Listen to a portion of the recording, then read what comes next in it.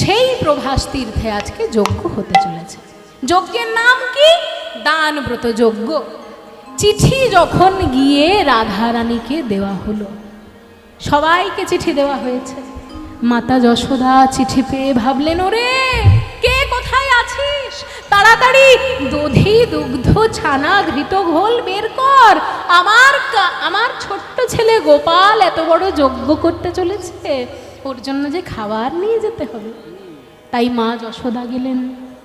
তারপর পিতা নন্দরাজা সবাইকে বললেন, কে কোথায় আছিস, তাড়াতাড়ি মণিমাণিক্যের মালা যা যা রয়েছে সব নিয়ে আয়, আমার ছেলে গোপাল, ও যে রাজার ছেলে, ওকে যে ভালোভাবে রাজার মতো সাজিয়ে তারপর যজ্ঞ করতে বসাবো, তাড়াতাড়ি চল, তাড়াতাড়ি চল। সবার শেষে চিঠি দিতে এলেন রাধারানীকে। রাধারানীকে আমার চিঠি দিতে এসে রাধারানী বলেন, আহা, আমার গোবিন্দ বাঁকা করের বাঁকা অক্ষরে কত সুন্দর লিখেছেন। ওগো রাধে প্রেমময়ী বৃষভানু সুকুমারে, তুমি যদি আমার এই যজ্ঞে না আসো তবে কি করে হবে? কারণ তুমি যে শুধু আমার প্রেমময়ী নও, আমার শক্তি স্বরূপিণী, তোমার শক্তিতে শক্তি মান হয়ে আমি এই যজ্ঞ করতে চলেছি। ওরে সখী রে, আমায় ভালোভাবে সাজিয়ে দে, আমার গোবিন্দের সঙ্গে দেখা করতে আমি যাব প্রভাস তীর্থে, আমায় সাজিয়ে দে।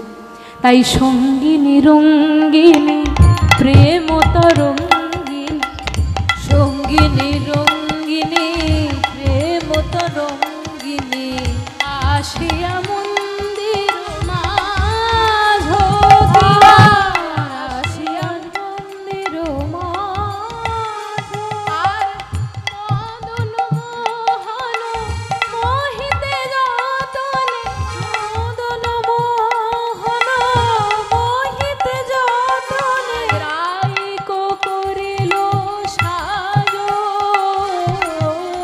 রাইকে করিল সাজ। এবার মায়েরা এসেছেন কুটিলা দেবী। বললেন, কি রাধে, এত সেজে গুজে কোথায় যাওয়া হচ্ছে? তখন রাধারানী বললেন, ননদিনী, কৃষ্ণচন্দ্র মহারাজ প্রভাস তীর্থে দানব্রত যজ্ঞ করতে চলেছেন, আমাকে যে যেতে হবে। কৃষ্ণচন্দ্র কৃষ্ণচন্দ্র ওই কেলে ছোড়া, ওই কেলে ছোড়ার যজ্ঞ দেখতে তুমি যাবে? দাঁড়াও, হচ্ছে আজ তোমার। আয়ান, এই আয়ান, কোথায় আছিস? তাড়াতাড়ি এদিকে আয়। কি হলো, এত চেঁচামেচি কিসের? চেঁচামেচি তোর স্ত্রীকে না দেখে দেখে দেখ তোর স্ত্রীর অবস্থা কি হয়েছে। এখন আমার বলছেন ওই কেলে ছোড়ার যজ্ঞ দেখতে উনি দ্বারকায় যাবেন। তখন আয়ান বলছে, কি এতদিনেও রাধারানীর সেই ভূত যখন যায়নি, আজ আমি রাধারানীকে শেষবারের মতো বোঝাবো। আজ যদি রাধারানী বোঝে ঠিক আছে, যদি না বোঝে, যে কালী মায়ের পূজা আমি সারা জীবন করেছি, সেই কালী মায়ের খাড়া এই আমি হাতে নিলাম। আজকে রাধারানী যদি না বোঝে আমার কথা, ওকে আমি এই খাড়া দিয়ে দ্বিধা বিভক্ত করে দেব। রাধে, তুমি যাবে না। মায়েরা, যে মানুষরা ভীষণ কোমল প্রকৃতির হয়, তারা যদি জীবনে কখনো রেগে যান, তাদের থেকে অন্তত 10 ফুট দূরে থাকবেন। কারণ সারা জীবন কথা চাপতে চাপতে চাপতে চাপতে যখন একবার বিস্ফোরণ ঘটে, সে একেবারে আকাশ ফাটানো রাগ। তা রাধারানীকে আমরা সারাক্ষণ কি প্রেমময়ী কৃপাময়ী, সারা জীবন অঝরে শুধু কৃষ্ণ কৃষ্ণ বলে কেঁদে গেলেন এমন ভাবে দেখেছি। কিন্তু আজ যখন রাধারানীকে বাধা দিয়েছে আয়ান, রাধারানীর ভিতরেই তখন আয়ান কালী মাকে দেখতে পেলেন। এত রাগ তার মধ্যে প্রকাশ পেয়েছে, তার অঙ্গবর্ণ গৌর বর্ণ থেকে হয়ে গেল কৃষ্ণবর্ণ, দুটি চোখ রক্তাক্ত হয়ে গেল। যে চোখে অজরে জল পড়তো, সেই জল আজ আজকে রক্তবর্ণ ধারণ করলো। বললেন কি কি আমায় যেতে দেবে না মানে? যেতে দেবে না মানে কি? চেনো না তুমি যে মরে, চেনো না তুমি যে মরে, চেনো না তুমি যে মরে, চেনো না তুমি যে মরে, চেনো না আমি তোমারও ঘরে গেছিলাম আমি তোমারও ঘরে, গেছিলাম আমি তোমারও ঘরে, গেছিলাম আমি তোমারও ঘরে। এত বলি হইল অপরূপ, এত বলি হইল অপরূপ, কালিকা রূপ, রাধিকা ধরিল কালিকা রূপ, রাধিকা ধরিল কালিকা রূপ। মায়েরা, আজকে রাধারানী নিজের আসল স্বরূপ আয়ানকে দেখিয়েছে। কারণ রাধারানী যে হলেন সেই মাতা যোগ মায়ার অংশ। তাই আসুন সেই কালিকা রূপী রাধারানীকে আমরা সবাই মিলে পূজা করি। সবাই আমার সঙ্গে একটু হাত জোড় করবে, সবাই হাত জোড় করবে। আজকে রাধারানী নিজের কালিকা রূপ দেখিয়েছেন আয়ানকে। কেমন ভাবে আয়ান সেই কালিকা রূপের পূজা করছে আমরা এবার দেখি। আয়ান বললেন, মা তোমার আসল রূপ তুমি যখন একবার আমাকে প্রত্যক্ষ করিয়েছো মা গো, তখন আমাকে তোমার এই আসল রূপেরই একবার পূজা করতে দাও। মৃন্ময়ী কালীর পূজা তো আমি সারা জীবন করেছি, এই চিন্ময়ী কালীকে যে আমি আগে কখনো দেখিনি মা, তাই তোমার পূজা আমাকে আজকে করতে হবে। সবাই মিলে হাত জোড় করলেন। আয়ান কালিকা রূপী রাধা রানীকে পূজা করতে লাগলেন। ওম কালিকাयै নমো নমঃ।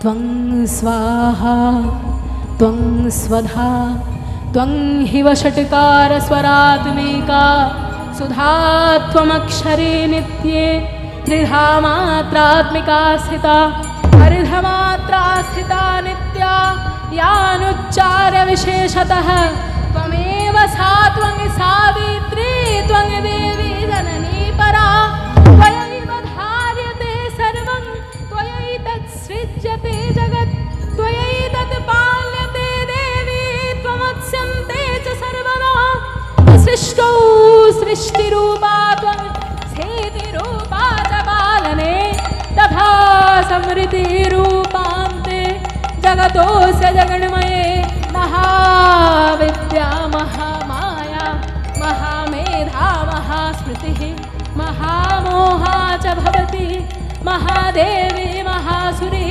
प्रकृतिस्त्वं च सर्वस्वं गुणत्रयविभागिनी कालरात्रिर्महारात्रिर्मोहरात्रिश्च दारुणा त्वं श्री त्वमीश्वरी त्वं ह्रीस्त्वं बुद्धिर्बोधलक्षणा लज्जा पुष्टिस्तथा तुष्टिस्त्वं शान्तिः शान्तिरेव च खड्गिनी शूलिनी घोरा गदिनी चक्रिणी तथा शङ्खिनी चापिनी बाणा भूषूणी परिहायुधा सौम्या सौम्यतरा शेष सौम्यभ्यस्वति सुन्दरी परापराणां परमा त्वमेव परमेश्वरी परापराणां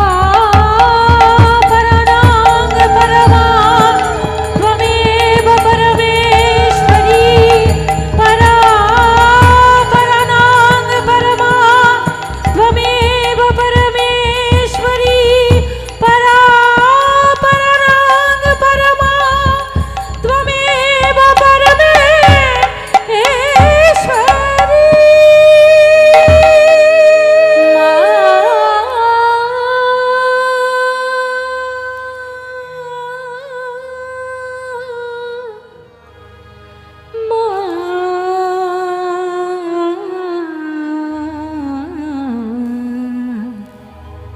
মাগো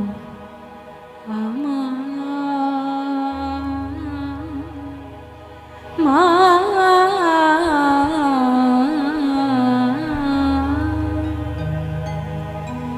ভুলো না দক্ষিণা কালী বদ্ধ হয়ে মায়া জালে ভেবে দেখ মন কেউ কারো মিছে ভ্রম ভূমণ্ডলে। ভেবে দেখ মন কেউ কারো নয় মিছে ভ্রম ভূমণ্ডলে। ভুলো না দক্ষিণা কালী বদ্ধ হয়ে মায়া জালে। ভেবে দেখ মনে কেউ কারো মিছে ভ্রম ভূমণ্ডলে। ভেবে দেখ মন কেউ কারো নয়। আমরা যে এত ভেবে মরি সংসার সংসার, আমার স্ত্রীর কি হবে, আমার পুত্রের কি হবে, আমার প্রেয়সীর কি হবে। যে প্রেয়সীকে নিয়ে আমরা এত চিন্তা করি, প্রেয়সী অর্থাৎ প্রিয়তমা বা প্রেমিকা, যে প্রেমিকাকে নিয়ে আমরা এত চিন্তা করে মরছি, সেই প্রেমিকা যেদিন তোমার স্ত্রী হয়ে তোমার ঘরে আসবে, তুমি যেদিন মারা যাবে, তোমার সেই মৃত্যুর দিনে তোমার সেই প্রেমিকাই তোমার জন্য গঙ্গা জলের ছড়া চারিদিকে দেবে, যাতে তোমার ভূত তোমার বাড়িতে না আসতে পারে। যে প্রেয়সীর জন্য সারা জীবন ভেবে মরছো, সেই প্রেয়সী তোমার মৃত্যুকালে তোমার আত্মা যেন তোমার বাড়িতে না আসে, সেইটির জন্য ভালোভাবে দেখভাল করে। আর সেই প্রেয়সীর কথা তুমি ভাবছো, যার জন্য মরো ভেবে সে কি তোমার সঙ্গে যাবে। যার জন্য মরো ভেবে সে কি তোমার সঙ্গে যাবে। ও সেই প্রেয়সী দেবে ছড়া, অমঙ্গল হবে বলে। সেই প্রেয়সী দেবে ছড়া, অমঙ্গল হবে বলে।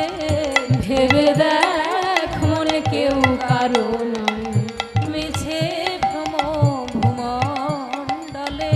ভুলো না দক্ষিণা কালী বদ্ধ হয়ে মায়া জালে। ভেবে দেখ মন কেউ কারো নয়। শুধু তাই নয়, কিছু কিছু ব্যক্তির এই জগতে বড় অহংকার। আমি হলাম এই পাড়ার দাদা, আমি হলাম এই পশ্চিমবঙ্গের কর্তা, আমি হলাম এই ভারতবর্ষের কর্তা, আমার কথাতে সবাই উঠবে নামবে। কিন্তু এই কালাকালের কর্তা যেদিন আসবে, সেই কর্তা এসে তোমাকে চেয়ার থেকে এমন ধাক্কা দেবে, আর কেউ তোমার নাম কোনোদিন করবে না। যে ব্যক্তিরা তোমার পা চাটার জন্য পর্যন্ত প্রস্তুত ছিল, সেই ব্যক্তিরা আর তোমার দিকে ঘুরেও তাকাবে না। চেয়ারে যে বসেছে তার পা চাটবে। কাজেই ওই দু তিন দিনের অহংকারের জন্য নিজেকে কর্তা ভাবার কোনো প্রয়োজন নেই। দিন দুই তিনের জন্য ভাবে কর্তা বলে সবাই মানে।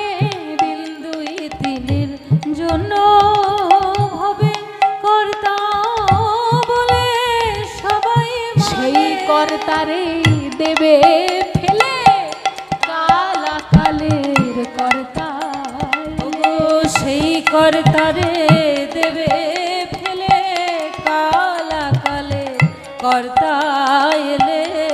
ভেবে দেখ মনে কেউ কারো মিছে ভ্রম ভূমণ্ডলে।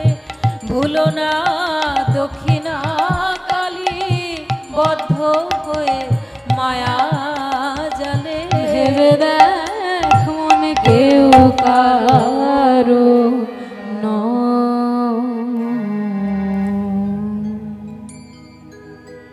মা গো, আমার বড় ভুল হয়েছে তোমাকে বাধা দিয়ে। তোমার আসল রূপ যখন তুমি আমায় দেখালে, তোমায় বাধা দেওয়ার মতো শক্তি কি আর আমার মধ্যে থাকে? যাও, তুমি প্রভাস যজ্ঞে নিজের প্রিয়তমের সঙ্গে দেখা করে আসো এবং আমার জন্য সেই যজ্ঞে একবার প্রণাম করে আসবে মা। তাই রাধারানী আমার চললেন প্রিয়তমের সঙ্গে দেখা করার জন্য এবং প্রভাস তীর্থে সেই দান ও ব্রত যজ্ঞ দেখবার জন্য। এবার রাধারানী আমার এসে দাঁড়িয়েছেন, তা তো ঠিক কথা, কিন্তু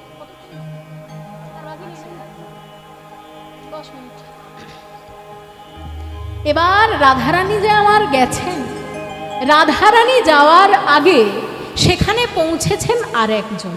তিনি কে? তিনি হলেন মাতা যশোমতী। মাতা যশোমতী আগে থেকে পৌঁছে গেছেন। উনি গিয়ে দ্বারের সামনে দাঁড়িয়ে বলছেন, ওগো দ্বার রক্ষী, যাও গিয়ে ভিতরে থেকে তোমাদের রাজাকে ডেকে নিয়ে আসো, আমি হলাম তোমার রাজার মা। দ্বার রক্ষী বলেন, রাজার মা? আমাদের রাজার মা যে দেবকী, মাতা দেবকী, সেই মাতা দেবকী যে আমাদের রাজমাতা, আপনি কোথা থেকে এসেছেন? আপনাকে তো চিনি না। প্রথম কথা, আমি আপনাকে চিনি না। আর দ্বিতীয় কথা, আপনি যদি রাজার মা হবেন তাহলে এরকম পাগলের মতো ছুটতে ছুটতে আসছেন কেন? রাজার মায়েরা যারা বড়লোক বাড়ির মেয়ে হয়, তারা কি যে কোনোভাবে রাস্তাঘাটে বেরিয়ে পড়ে একটা চুড়িদার পরে যাচ্ছে তাই কিছু একটা পরে? তারা দেখলেই বোঝা যায় তারা বড়লোক বাড়ির মেয়ে। কাজেই সবাইকে কি মানে ধোপে ঠেকানো যায়? তাহলে সবাই যেমন বড়লোক বাড়ির মেয়ে দেখলে বোঝা যায় না, তেমনি পাগলের মতন একজন মা এসে দাঁড়িয়েছেন। তিনি বলছেন, রাজার মা আমি। কোনো দ্বাররক্ষী মেনে নেবে?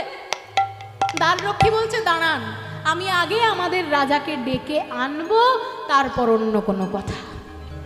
রাজাকে ডাকতে গেছেন, শ্রীকৃষ্ণ এসে দাঁড়ালেন, কিন্তু শ্রীকৃষ্ণ কোনো কথা বললেন না। কথা কে বললেন? মাতা দেবকী। মাতা দেবকী বললেন, ওগো যশোদা, ওই কথা তুমি ফিরিয়ে নাও। কি কথা? এই যে তুমি ওনাদের সবাইকে বলে বেড়াচ্ছ যে তুমি নাকি শ্রীকৃষ্ণের মা, এই কথা তুমি কিন্তু ফিরিয়ে নাও। কারণ মা হতে গেলে 10 মাস 10 দিন গর্ভে ধারণ করতে হয়। সেই ধারণ কি তুমি করেছ? 2-3 দিন স্তনদুগ্ধ পান করিয়ে দিলেই কেউ পুত্রের মা হয়ে যায় না যশোদা, মা হয়ে যায় না। কাজেই ওই কথাটি তুমি কিন্তু ফিরিয়ে নাও। তখন মাতা যশোদা বললেন, দিদি,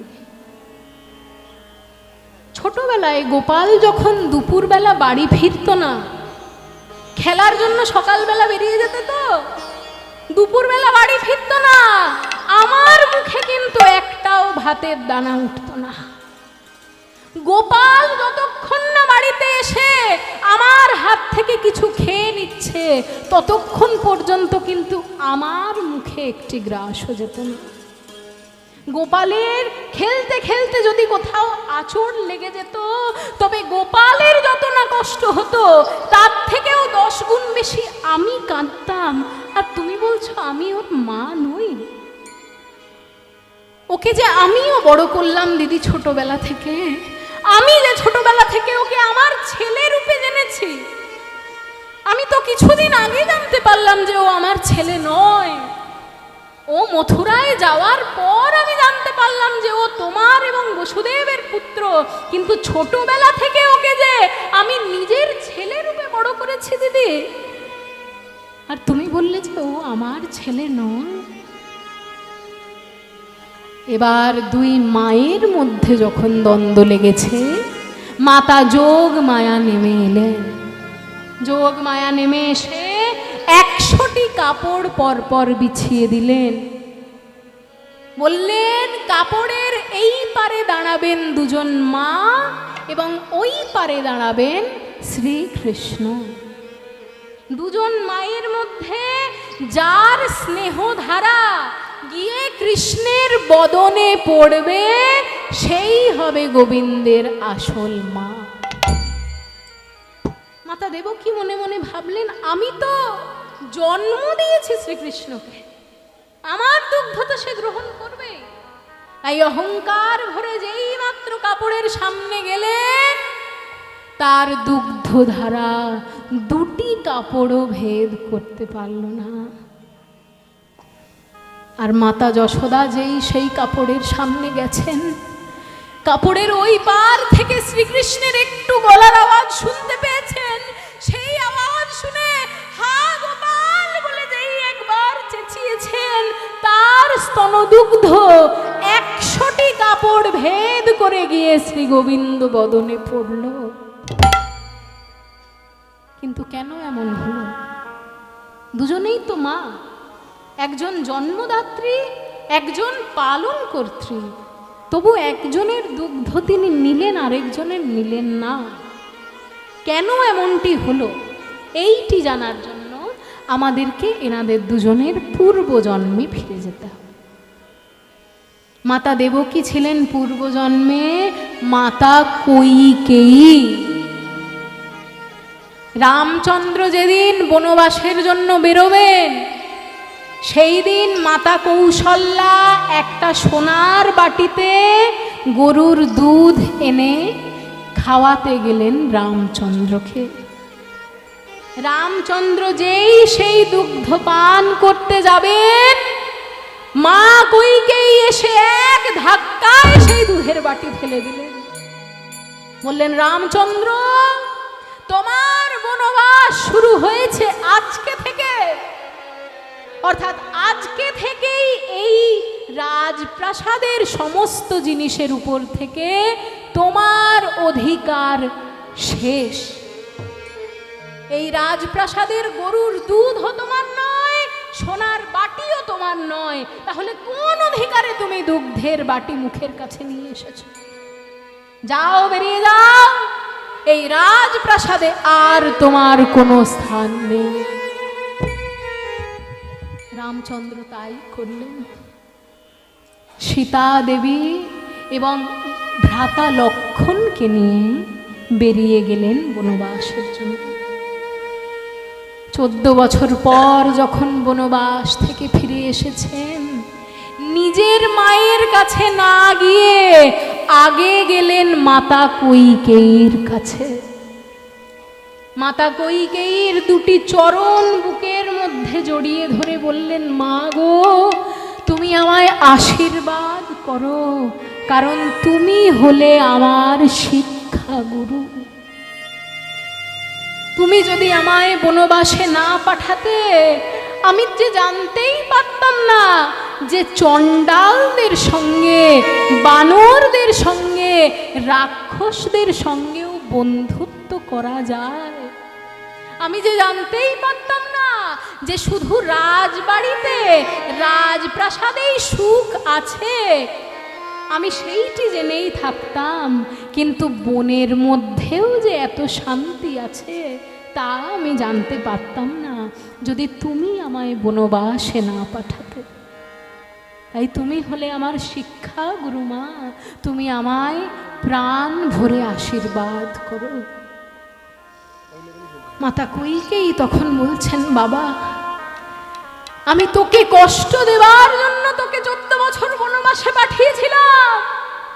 আমি চেয়েছিলাম আমার নিজের ছেলে এই রাজপ্রাসাদের রাজা হয়ে বসুক।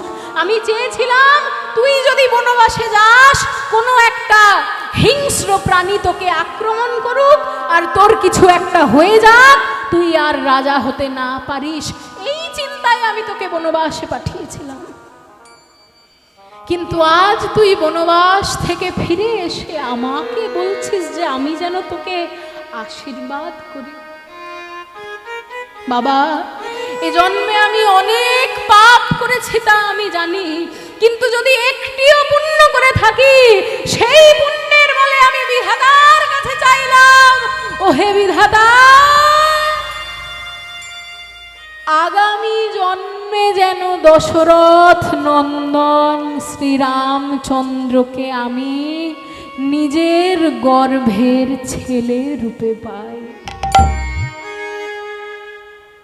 তাই পরের জন্মে মাতা কৈকেয়ী এলেন মাতা দেবকী রূপে, গর্ভে ধারণ করলেন শ্রীরামচন্দ্রকে শ্রীকৃষ্ণ রূপে।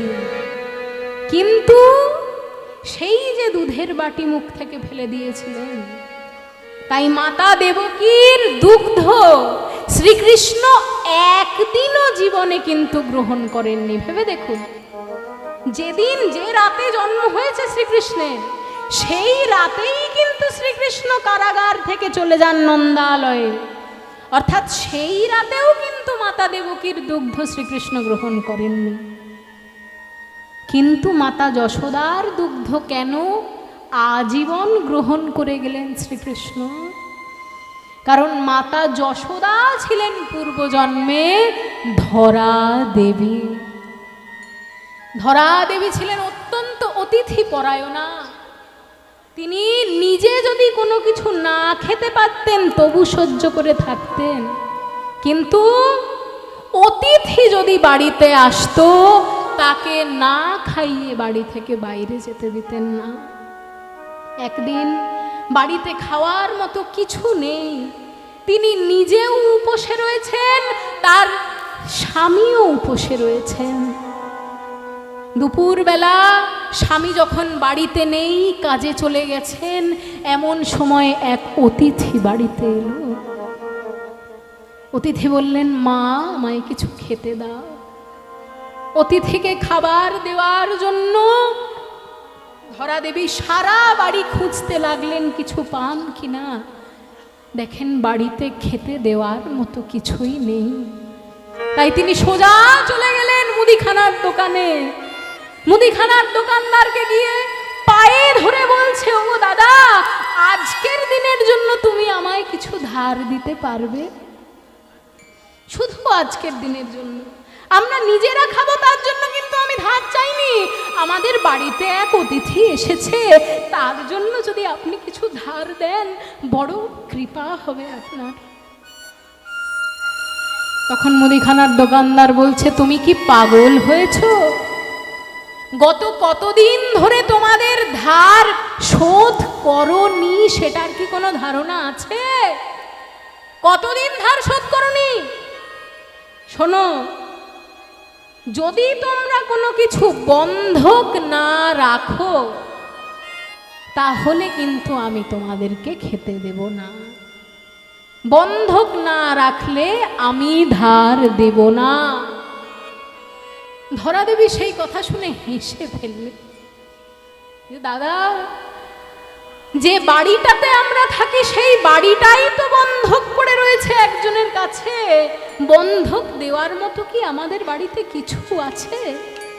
কিছুই যে আমাদের বাড়িতে নেই যার দ্বারা আমি বন্ধক দিতে পারবো। তাই দাদা, দয়া করে যদি তুমি একটু, কেন বন্ধক রাখতে পারবে না এ কথা কেন বললে? বাড়িতে যদি বন্ধক দেওয়ার মতো কিছু না থাকে তবে নিজ স্তন কর্তন করে তুমি বন্ধক রেখে দিয়ে যাবে, কিন্তু বন্ধক না রাখলে আমি তোমায় খাবার ধার দিতে পারবো না। সেই কথা শুনে ধরা দেবী দুটি চোখের জলে ভাসতে লাগলেন। যে জগতের কি খেলা! একদিন একটু ধার মাত্র চাইলাম আর মুদিখানার দোকানদার এত বড় কথা বলে দিল। বিধাতা যদি থেকে থাকে, আমার রক্তের শেষ বিন্দু অবধি আমি বিধাতার সেবা করে যাব। অতিথিও যে স্বয়ং নারায়ণ, তাই নারায়ণ সেবার জন্য যদি আমার মৃত্যুও ঘটে তাতে আমার ক্ষোভ নেই। তাই ধরা দেবী নিজ বাম স্তন কর্দন করে সেখানে বন্ধক দিয়ে রেখে চলে এলেন। এসে যখন অতিথিকে খাবার দিয়েছেন তখন সেই অতিথির ভিতর থেকে চতুহস্ত নারায়ণ বেরিয়ে এলেন। নারায়ণ বেরিয়ে এসে বললেন, ওগো মা, সারা জীবনে অতিথি পরায়ণা প্রচুর দেখেছি, কিন্তু নিজ অঙ্গ হানি করে অতিথিকে খেতে দেয় এমন মা জীবনে দেখিনি। কাজেই যে স্তনকর্দন করে তুমি বন্ধক রেখেছ সেই ঋণ তোমার নয়, সেই ঋণ হলো আমার।